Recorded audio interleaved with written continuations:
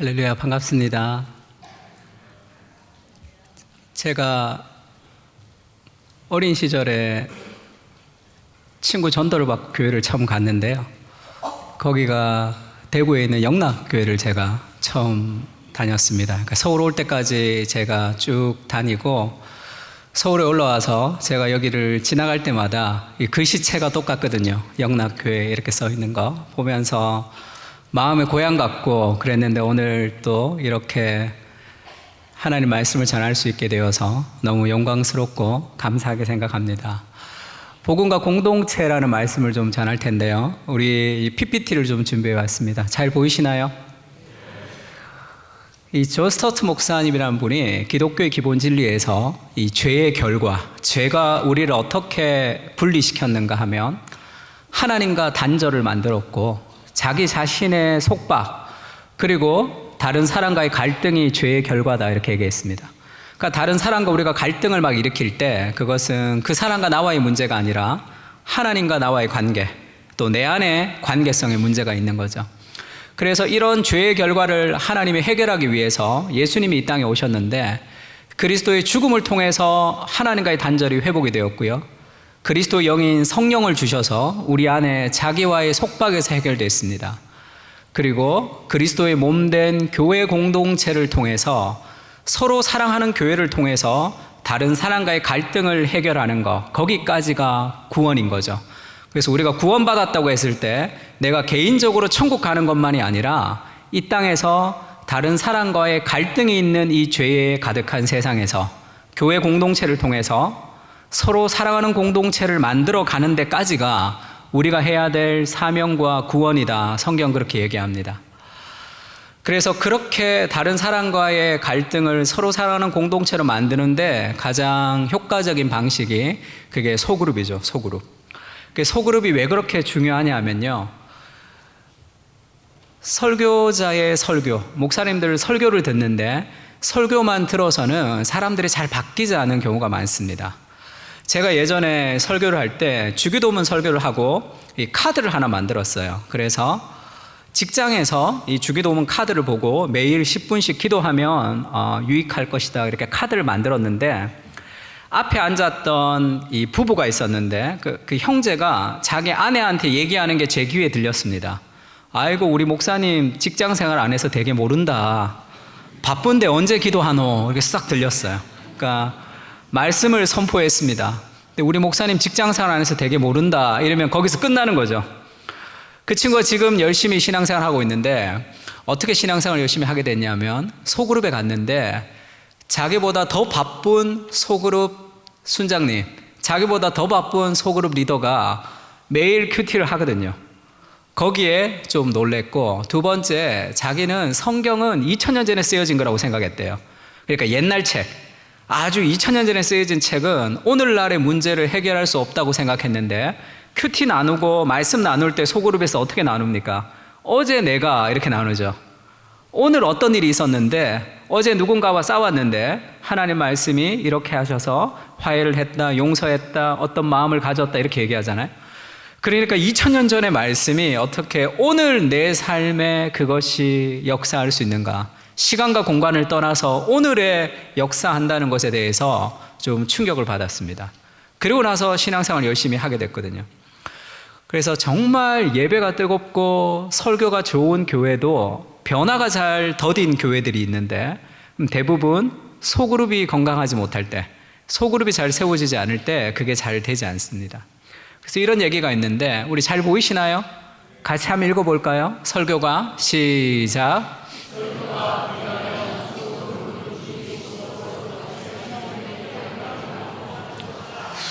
네, 연습하신 거 아니죠? 너무 한 목소리로 들려서 북한인 줄 알았습니다. 제가 설교가 불이라면 소그룹은 불이 지속적으로 탈 수 있도록 땔감을 공급하는 겁니다. 기도에 대해서 설교를 들었어요. 그래서 한 주 지나서 성도들이 왔습니다. 지난주 기도회 설교를 듣고 은혜 받은 사람은 손들어 보세요. 그러면 많이 손들어요. 근데 지난주 매일 기도하고 온 사람은 손들어 보세요. 그러면 많지가 않습니다. 은혜를 받았지만 기도를 하는 거는 또 다른 문제거든요.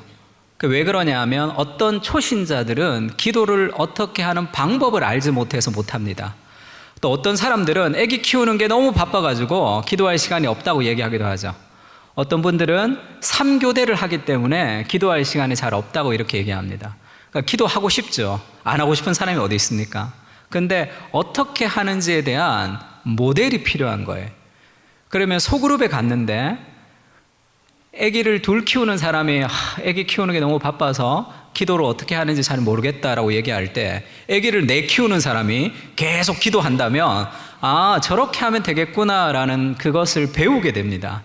그래서 하나님의 말씀이 선포가 되었다고 삶으로 연결되는 건 아니에요. 특히 신앙이 어린 사람들은 누군가가 어떻게 하는지에 대한 모델이 필요합니다. 취업을 준비하는 사람은 취업을 준비하는 사람에게는 이 말씀이 어떻게 적용되는지, 그리고 나이가 있으신 분들은, 그 연세 있는 분들은 이것을 어떻게 적용하고 어떻게 살아가는지에 대한 나눔과 모델이 필요합니다. 그래서 하나님의 말씀의 원리가 선포가 될 때 소그룹 안에서 그것이 나눠져야 되는 거예요. 그래서 말씀이 선포가 되면 그 말씀대로 모두가 다 사는 게 아닙니다. 그것을 살아갔던 사람들이 모여서 함께 말씀을 나누면서 하나님의 말씀이 통치하는 교회가 되는 거예요. 설교가 시작이라면 삶의 열매는 소그룹의 나눔을 통해서 맺혀질 수 있습니다. 또 리그 워렌이라는 목사님이 이런 얘기 좀 했는데, 특히 초신자들은 그렇습니다. 초신자들은 목회자들의 말을 제품을 잘 설명하는 외판원의 말처럼 듣는데요. 우리가 홈쇼핑 같은 거 갈 때 설명을 잘한다고 사고 싶지가 않잖아요. 평신도의 간증은 제품을 써본 사람들이 만족하는 것처럼 듣는다는 거예요. 야, 이 제품 써봤더니 좋더라, 여기 갔더니 맛있더라, 그러면 더 가고 싶잖아요. 그래서 설교의 말씀이 삶으로 적용되는 사람들이 많을수록 교회는 훨씬 더 많이 변화됩니다. 저렇게 살면 되겠구나, 설교가 저렇게 적용되는구나. 초신자들, 신앙이 어린 사람들은 말씀이 어떻게 적용되는지를 잘 모르는 경우가 있습니다. 그런 삶의 모델이 좀 필요한 거죠, 우리가. 근데 이제 또 모델이라고 하면 조금 부담스러우실 수 있잖아요. 내가 모델이 되기가, 나도 잘 못 사는데 어떻게 다른 사람에게 모델이 될 수 있을까, 그런 생각이 들 때가 있는데, 이 윤리적 모델이 아니고 우리가 정말로 잘 사는 윤리적 모델이 아니라 은혜의 모델이 좀 필요합니다. 그러니까 나도 힘들고 어렵지만 하나님의 은혜 가운데 살아가는 진실한 삶의 나눔이 필요하거든요. 제가 예전에 부교육자 시절에 수요 예배를 갔는데 어느 목사님 사모님이 찬양을 하고 계셨어요. 그러니까 손을 들고 막 눈물 흘리시면서 주의 영광 이곳에 가득해 막 찬양하셨어요. 근데 옆에 그 초등학교 1학년짜리 딸, 그 다음에 유치원 아들이 이제 따라왔습니다. 근데 애들이 떠들었거든요. 주의 영광 이곳에 이곳에 가득해 그랬어요. 애들은 맞아서 울고, 사모님은 은혜 받아서 울고, 온 가족이 다 울더라고요. 제가 그걸 보고, 야, 저거다, 오늘날 우리에게 필요한 영성이 바로 저런 거 아닌가. 뭐 배우자도 없이, 처자식 없이 성경책 가지고 기도원에 올라가서 일주일 있다가 내려오면 누가 은혜를 못 받습니까? 다 은혜 받고 내려오죠. 우리에게 필요한 영성이라는 것은 정말로 힘든 가정생활, 또 힘든 직장생활, 그런 힘든 삶의 현실 속에서 하나님의 은혜가 우리를 살게 하는 모델이 필요한 거죠. 영적인 순발력, 애들을 교육시키면서 은혜를 받는, 이야, 아줌마 영상이라고 제가 이름을 붙였는데 그게 필요한 거죠. 뭐 말씀도 잘하고 뭐 다 잘하면 모델이 될 수 없습니다. 직장 생활을 내가 잘 힘들죠. 가정 생활도 열심히 살아가지만 힘든 게 현실입니다. 그러나 힘든 삶의 현실을 이겨낼 수 있는 게 뭡니까? 하나님의 은혜 아닙니까? 하나님의 말씀과 하나님의 은혜를 가지고 내가 여전히 힘들고 어렵지만 그 은혜가 우리를 살게 한다라는 그런 삶의 나눔이 필요한 거죠. 세상에 어렵지 않은 사람이 어디 있습니까? 그것을 함께 나누고 함께 울고 함께 기도하면서 하나님의 관점으로 바뀌어져 가는 거죠. 저는 친구 전도로 대구 영락교를 처음 다녔는데 저희 집이 믿지 않는 집안이었어요. 그래서 교회 가는 걸 굉장히 싫어하셨습니다. 제가 어릴 적부터 그 산에서 무당이 막 굿하고 하는 데를 많이 따라다녔거든요.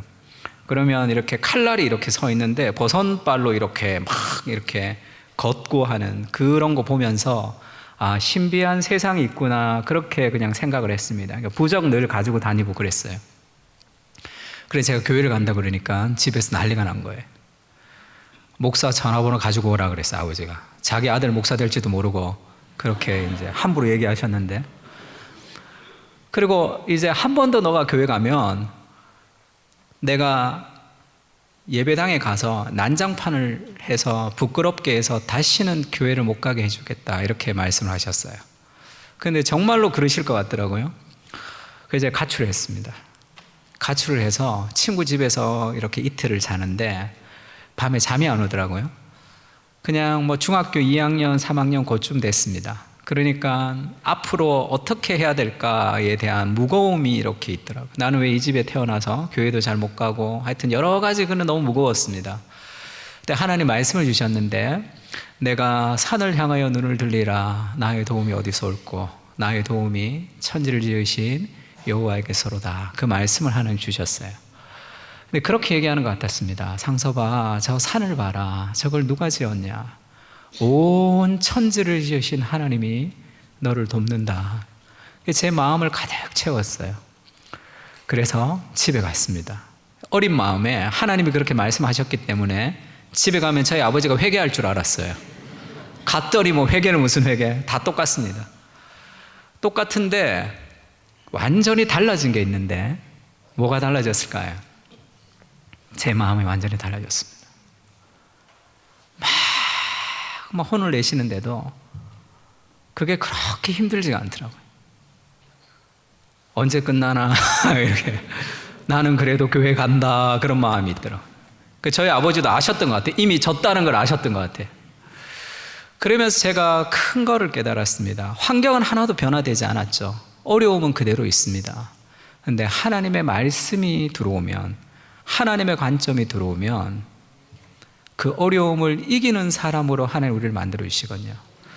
세상에 모임을 가면 어떻습니까? 아, 힘들어요. 직장이 힘들어요. 가정이 힘들어요. 그러면 공감 요정들이 공감해 주죠.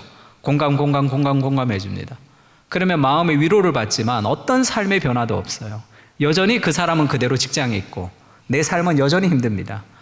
공감해 주는 것으로는 문제가 해결되지 않죠. 교회의 소그룹은 뭐가 다릅니까? 하나님의 관점을 불어넣어 주잖아요. 사람이 감당할 시험 밖에는 너에게 당한 것이 없나니 오직 하나님이 미쁘사 너희가 감당하지 못할 시험 당함을 허락지 아니하시고 시험 당할 즈음에 피할 길을 내사 너희로 능히 감당하게 하시느니라. 그 말씀의 관점을 넣어주는 거죠. 우리는 힘이 없지만 하나님이 함께 하신다. 또 소그룹 안에서 기도해 줄 수 있잖아요. 그래서 하나님의 관점이 들어오면 문제는 작아집니다. 하나님보다 더 큰 문제가 세상에 어디 있습니까?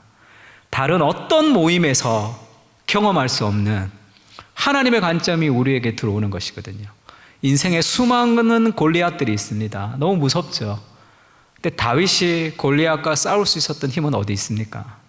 보이는 골리앗보다 보이지 않는 하나님이 더 가까이 계시면 우리는 더 담대하게 살아갈 수 있습니다. 시편에는 이런 말씀이 있는데요. 그들이 고통 속에서 부르짖는데 하나님이 그들을 고통 속에서 구원하시는데 그의 말씀을 보내어 그들을 고통에서 구원하신다. 그렇게 얘기합니다. 좀 이상하지 않아요? 고통에서 부르짖는데 고통을 없애주셔야지. 고통을 없애주시지 않고 하나님이 그의 말씀을 보내어 우리를 고통에서 건지신다는 것은 그 말씀을 붙들 때 우리는 고난을 이기는 존재가 되는 거거든요. 힘든 삶의 현실 속에서 우리가 함께 모여서 하나님의 말씀을 나눌 수 있는 공동체가 있다는 것은 하나님의 관점을 우리에게 불어넣어 주는 겁니다. 하나님의 말씀이, 설교로 선포된 말씀이 삶으로 적용되는 삶의 현실에 간증이 필요한 거죠. 아, 저 사람의 얘기를 들어보니까 정말로 하나님의 말씀이 설교단에서만 선포되는 말씀이 아니라 오늘의 삶에서도 역사되는 말씀이구나라는 것을 우리가 경험하는 거죠. 특히 신앙이 어린 사람들은 더 그렇습니다. 그 삶의 간증을 우리가 함께 나누는 거죠. 그런 본이 될 때, 그런 은혜의 모델이 될 때 우리 교회가 하나님의 말씀이 통치하는, 삶으로 역사하는 그런 공동체로 변화되는 겁니다. 틴켈러 목사님이 이런 얘기를 한번 한 적이 있는데요. 소그룹에 참여하는 사람들의 숫자가 주일 예배에 참여하는 사람들의 숫자의 절반에 못 미친다면 당신의 교회는 공동체가 아니라 소비자 문화센터가 되어가고 있다, 이렇게 얘기했습니다. 교회가 공동체 같은 교회가 있고 소비자 문화센터 같은 교회가 있다는 거예요. 소비자 문화센터에는 사람들이 왜 갑니까? 배우러 가죠. 사람들 많습니다. 저도 부교육자를 강남에 있는 아주 큰 대형 교회에서 제가 부목사를 했는데, 큰 교회들은 자칫 잘못하면 소비자 문화센터가 될 수 있는 위험이 있습니다. 큐티가 부족하면 큐티 학교, 기도가 부족하면 기도 학교, 상담이 부족하면 상담 학교 가서 강의를 들으면서 다 해결을 할 수 있거든요. 그 강의는 반드시 필요합니다. 근데 소비자 문화센터와 공동체의 차이가 있다면 인격과 인격이 만나느냐 만나지 않느냐의 차이죠. 인격과 인격이 만나는 공동체가 되고, 인격과 인격이 만나지 않으면 그것은 소비자 문화센터가 될 수도 있습니다. 인격과 인격이 만나면 어떤 일이 있죠? 두 가지가 우리를 성장시키는데요. 하나는 사랑받을 수 없는 내가 사랑을 받고 사랑을 주면서 사람은 성장합니다. 사랑으로 사람이 성장하거든요. 또 인격과 인격이 만나면 어떤 일이 있습니까? 갈등이 있죠. 사람과 사람이 만나면 갈등이 있습니다. 그 갈등을 성숙으로 만들어 가면서 우리가 예수님을 닮아가는 거거든요. 제가 청년부를 했었기 때문에 결혼 주례를 많이 했거든요. 결혼하면 얼마 안 있다가 새벽 2, 3시에 막 전화 올 때가 있습니다. 부부싸움 할 때 막 전화 오죠. 그래서 만나서 다 얘기를 들어보면 이 싸우는 101가지의 이유가 있습니다. 부부든 아니면 직장이든 사람들의 대인관계에 갈등을 일으키는 101가지 얘기가 있는데, 가만히 들어보면 한 가지 이유밖에 없더라고요. 왜 갈등이 일어납니까? 내 마음에 들지 않아서 그렇거든요. 치약을 중간부터 짜든지 끝에서 짜든지 죄는 아니잖아요, 그게. 근데 왜 싸우지, 그걸로? 내 마음에 들지 않아서 갈등을 일으키거든요. 잘 생각해 보세요. 나도 내 마음에 안 드는데 누가 내 마음에 듭니까? 내 마음에 드는 사람은 세상에 아무도 없어요. 그래서 모든 인간은 갈등을 일으킵니다, 함께 있으면. 그것을 성숙으로 만들어가는 것이 예수님을 닮는 거거든요. 예수님도 히브리서에 보면 그렇게 말씀합니다. 예수님도 하나님의 아들이시지만 고난을 통해서 순종을 배우셔서 온전하게 되셨다는 거예요. 예수님도 어려움을 통해서 순종을 배우셔서 온전하게 되셨습니다. 우리 삶에 여러 가지 갈등과 어려움이 있지만 그것은 우리가 예수님을 닮아가는 삶의 과정이거든요. 그것을 배울 수 있는 곳, 그것이 소그룹이죠. 그래서 사람이 변화되는 방법은 공동체를 통해서 변화됩니다.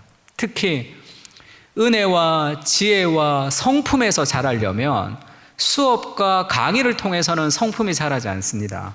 예배를 드려도 성품이 자라진 않아요. 고독, 혼자 아무리 기도해도 성품이 자라지 않습니다. 나 혼자 있는데 내가 좋은 사람인지 나쁜 사람인지 어떻게 압니까? 성장은 관계 안에서, 공동체 안에서 이루어지거든요. 복음으로 우리가 들었던 것이 머리로 깨달아지고 삶으로 실현되는 장소입니다. 그래서 우리의 소그룹은 우리가 들었던 말씀을 어떻게 삶으로 실천하는가를 보여주는 장이라고 하면 되겠죠. 사랑받고 사랑을 주는 것으로, 또 수많은 삶의 여러 가지 갈등을 통해서 우리는 예수님을 닮아가는 성장의 과정을 거쳐 가는 겁니다. 오늘 우리가 읽었던 본문인데요, 우리가 한 몸에 많은 지체를 가졌으나, 같이 한 목소리로 한번 읽어볼까요? 시작.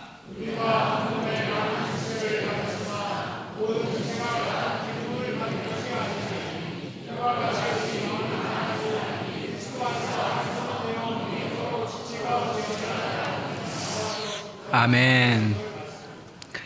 우리가 한 몸의 지체를 가졌는데 그리스도 안에서 한 몸이 되어 서로 지체가 되었다 이렇게 얘기했습니다. 이 성경을 현대말로 풀이했던 메시지 성경이라고 유진 피터슨 목사님이 쓴 성경이 있습니다. 거기에는 조금 쉽게 이렇게 번역을 했어요. 빨간색 손가락이 잘리고 같이 한번 읽을까요? 시작.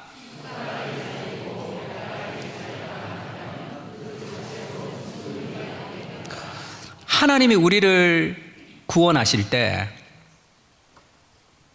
그리스도의 몸의 지체로 우리를 부르셨어요. 나 혼자 개인적으로 구원을 받은 것이 아니라 그리스도의 몸 된 교회 안에서 구원을 받은 겁니다.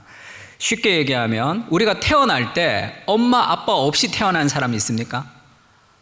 형 누나를 내가 결정할 수 없죠. 태어나면 모든 인간은 육적으로 태어나면 가정이라는 공동체 안에서 태어나집니다.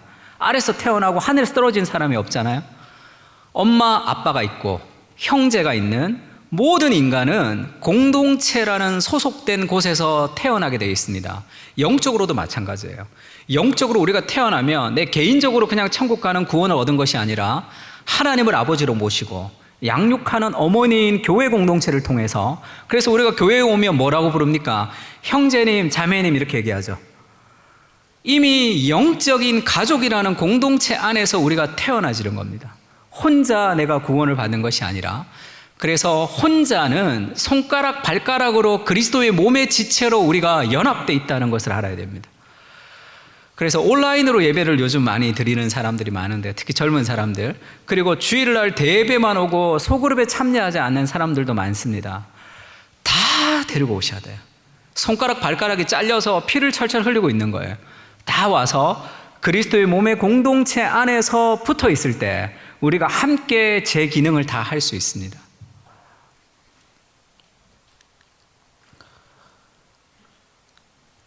성경에 보면 서로라는 말이 신약 성경에만 50번 이상 나옵니다. 서로.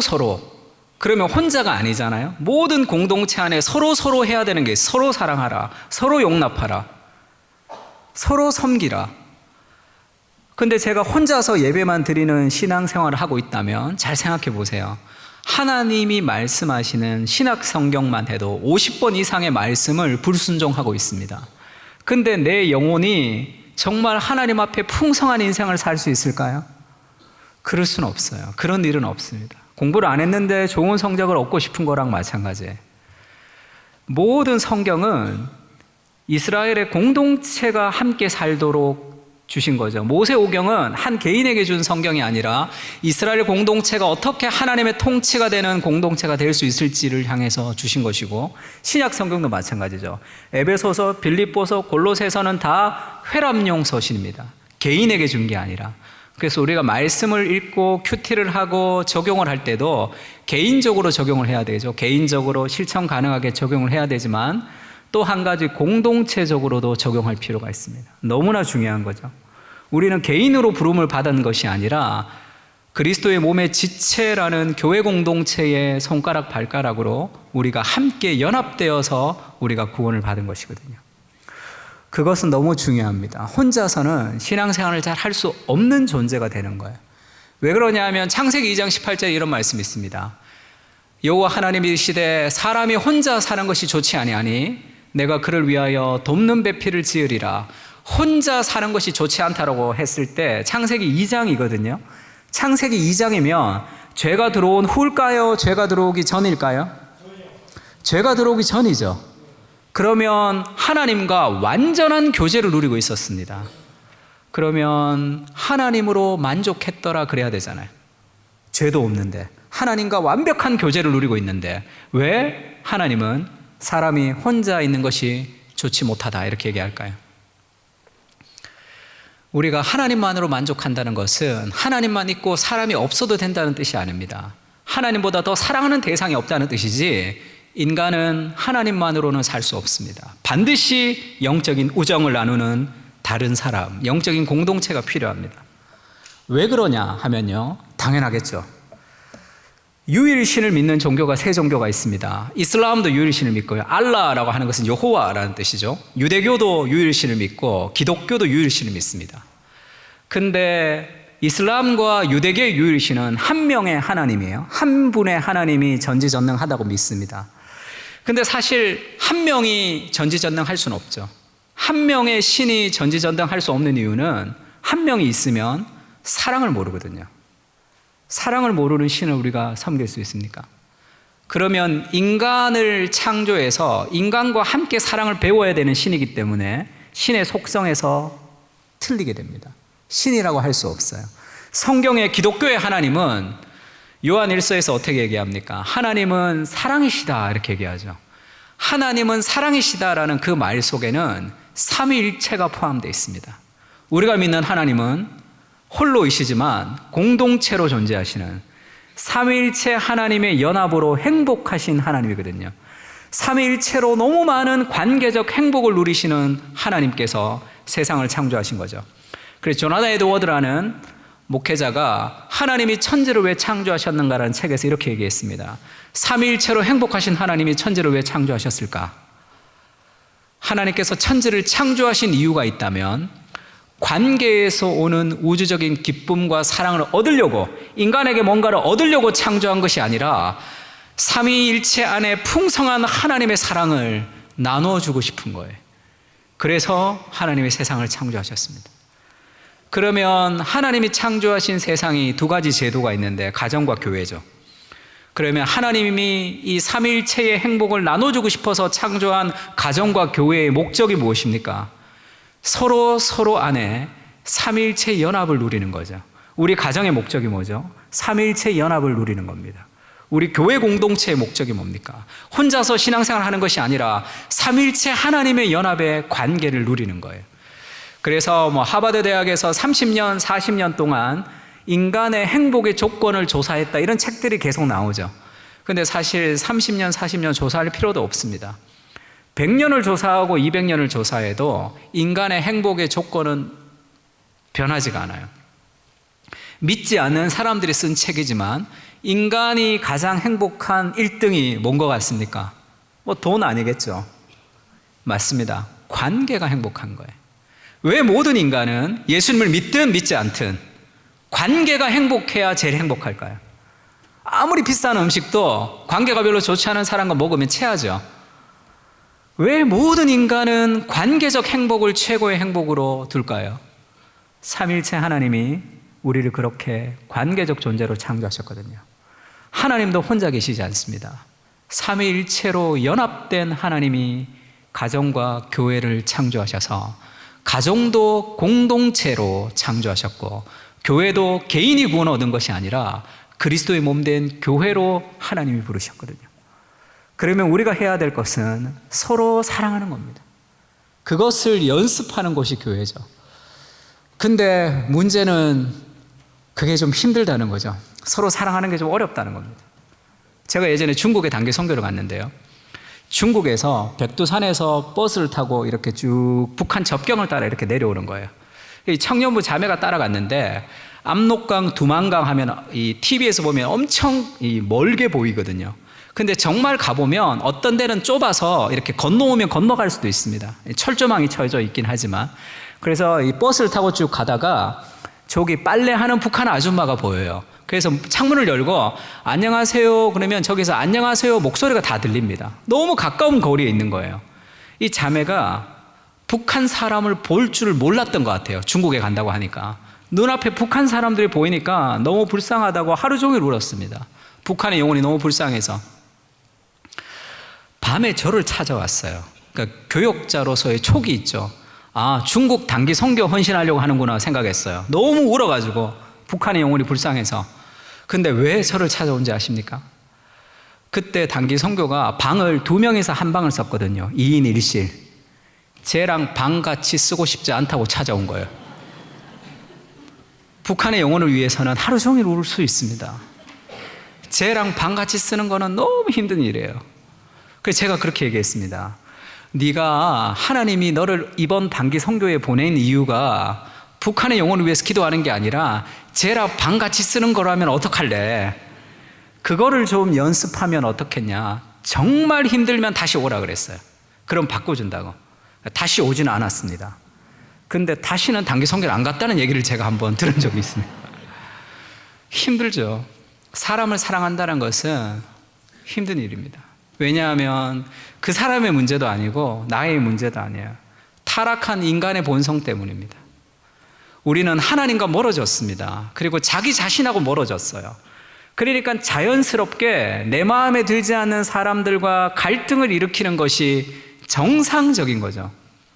그래서 사람을 사랑한다는 것은 힘든 일이지만 영광스러운 일입니다. 제가 결혼식 주례를 청년부를 맡아서 많이 했는데, 제가 처음 결혼식 주례를 할 때인데 연습을 많이 했거든요. 근데 너무 떨려서요. 그래서 축가하고 축도하면 이제 끝이 나는데, 축가를 하면 이 신랑 신부가 계단을 내려가서 축가를 듣잖아요. 그리고 축도를 하면 끝내야 되는데, 그 밑에서 축도를 해야 되는지 계단을 올라와서 축도를 해야 되는지를 모르겠더라고요. 혹시 아십니까? 결혼식 많이 참석했지만 잘 모르시겠죠? 그래서 하니까 분위기가 이상하잖아요. 우리 다 같이 신랑 신부를 위해서 통성으로 기도합시다 일단 얘기하고 올라오라고 하려고 했는데 무릎을 이렇게 꿇은 거예요. 그래서 너무 은혜롭게 이 결혼식이 끝난 적이 있습니다. 그러면서 그런 생각이 들었어요. 제가 주례할 때 그렇게 했거든요. 사람을 사랑하는 것은 힘든 일이거든요. 그래서 성경은 사랑을 뭐라고 얘기합니까? 사랑은 뭐라 그러죠? 오래 참는다 그러죠. 오래 참는 거는 쉽습니까? 어렵습니까? 어려운 일이죠. 인내를 기르려면 어떻게 해야 되죠? 하나님 인내 주세요. 당장 주세요. 말이 안 되죠. 인내는 오래 참으면서 이루어지는 거죠.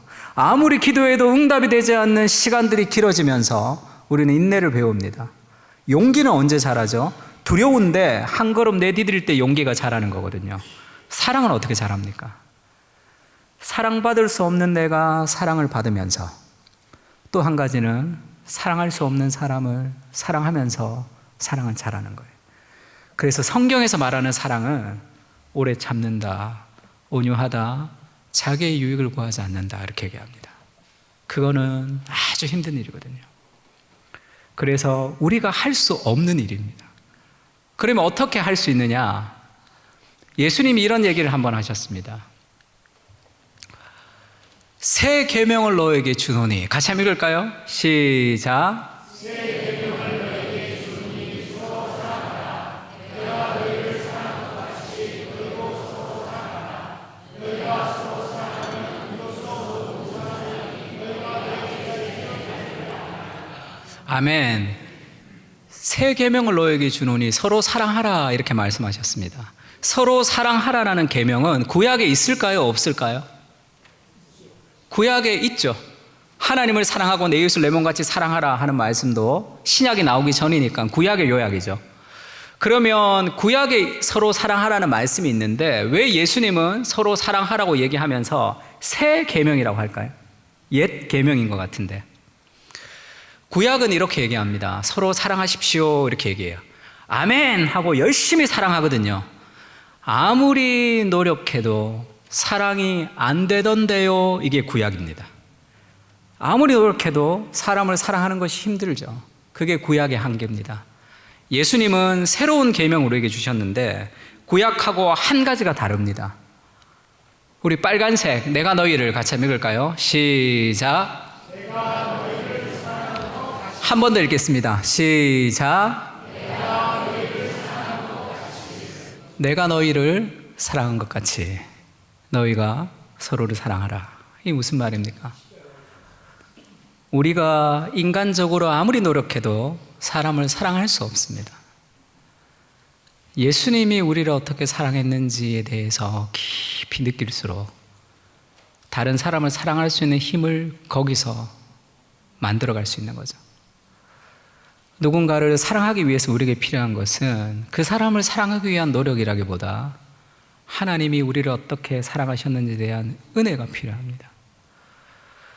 원수 되었던 너희가 죄인 되었을 때에 그리스도께서 너희를 위하여 죽으심으로 하나님께서 우리에 대한 자기의 사랑을 확증하셨다 했던 그 은혜가 다른 사람을 사랑할 수 있는 힘을 주는 거죠.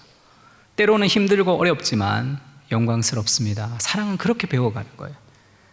소그룹 안에서 인격과 인격이 만나면서 사랑받고 사랑을 주고받으면서 때로는 갈등을 겪으면서 우리는 성장하는 겁니다. 저는 예전에 처음 제자훈련 소그룹을 인도할 때 첫 전도사로 인도할 때는 잘 몰랐어요. 상권 14가가 서로 사랑하랍니다. 서로 사랑하라는 말씀을 다 배웠어요. 눈물로 다 나눴습니다. 근데 그날 점심 메뉴 정하는 것 때문에 싸워가지고 한 분이 이렇게 먼저 집에 가버렸습니다.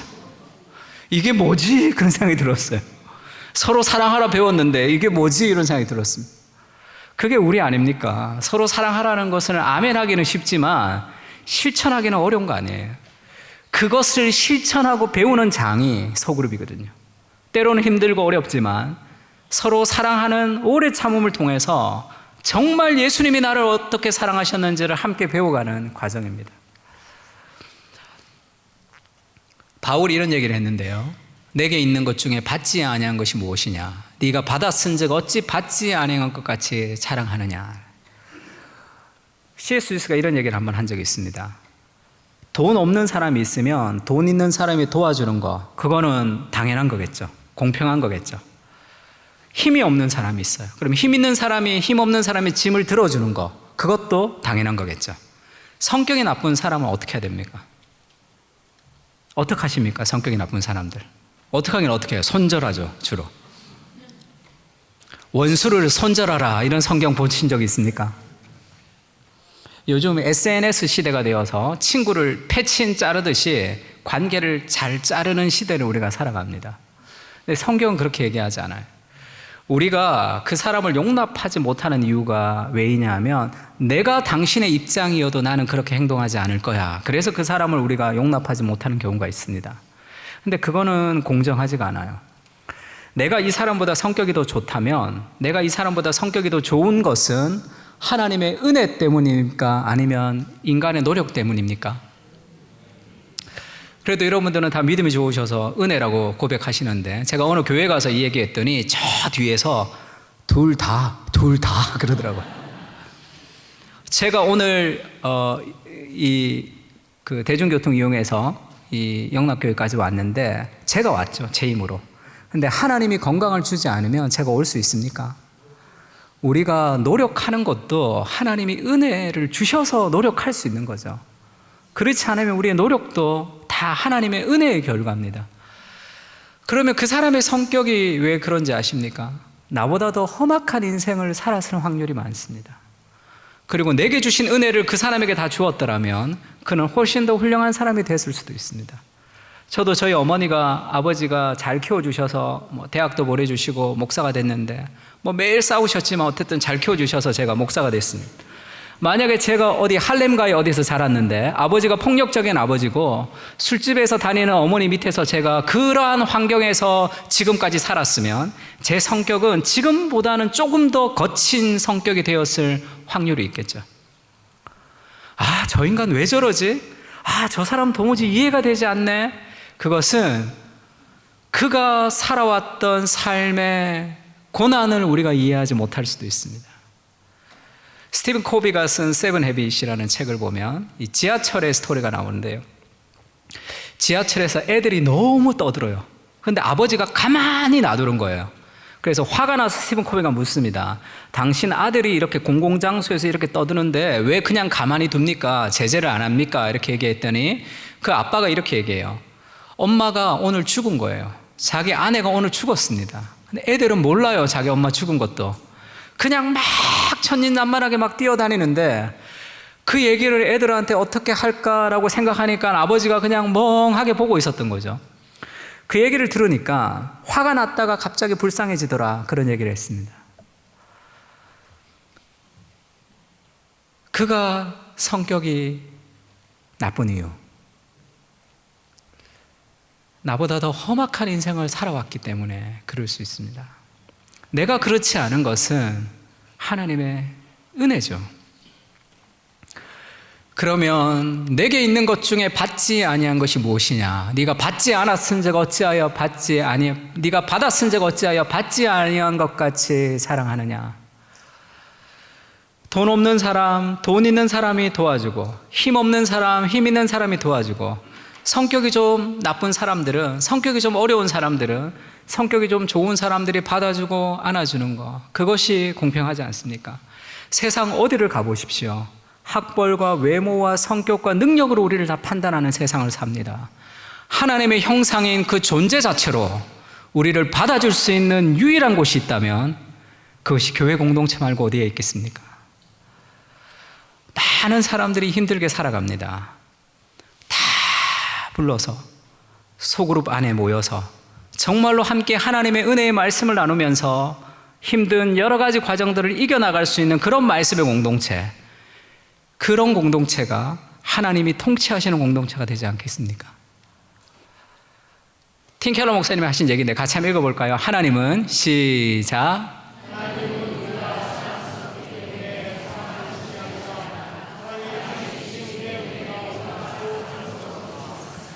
하나님, 우리가 사랑스럽기 때문에 사랑하는 것이 아니라 우리를 사랑해 주시기 때문에 우리가 사랑스러워 가는 거죠. 그런 사랑으로 우리가 사람을 사랑할 수 있게 해달라고 하나님의 은혜가 필요합니다. 리고레 목사님 이런 얘기 했는데 우리 마지막으로 한번 읽어볼까요? 시작.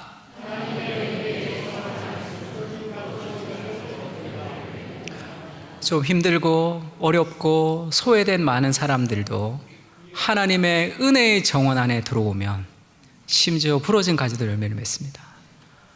그런 공동체, 그런 소그룹, 그래서 힘들고 지쳐있는 한 사람 한 사람이 하나님의 말씀을 통해서 회복되는 그런 공동체, 그것이 우리 영락의 공동체가 되었으면 좋겠습니다. 기도하겠습니다. 하나님 감사합니다. 우리를 구원하시고 또 그리스도의 몸된 공동체로 불러주신 것을 감사합니다. 사람이 혼자 사는 것이 좋지 아니하니 하나님, 외롭게 있는 한 사람 한 사람을 우리의 소그룹 안으로 초대할 수 있도록, 그래서 사랑을 배워가는 시간이 될 수 있게 주님 도와주십시오. 주님, 사람을 사랑할 수 있는 능력이 없습니다. 아무리 노력해도 우리에게는 사랑할 수 있는 능력과 자질이 없습니다. 그러나 새 계명을 너에게 주노니 서로 사랑하라. 내가 너희를 사랑한 것 같이 주님의 은혜를 우리에게 부어주셔서 사랑을 연습하며 살아가는 진정한 예수 그리스도를 닮아가는 그러한 공동체로 우리를 세우시고 은혜를 베풀어 주시옵소서. 축복하고 모든 말씀을 우리를 통해서, 우리의 소그룹을 통해서 믿음의 공동체와 그리스도의 몸을 건강하게 세워가시는 예수 그리스도 이름으로 기도합니다. 아멘.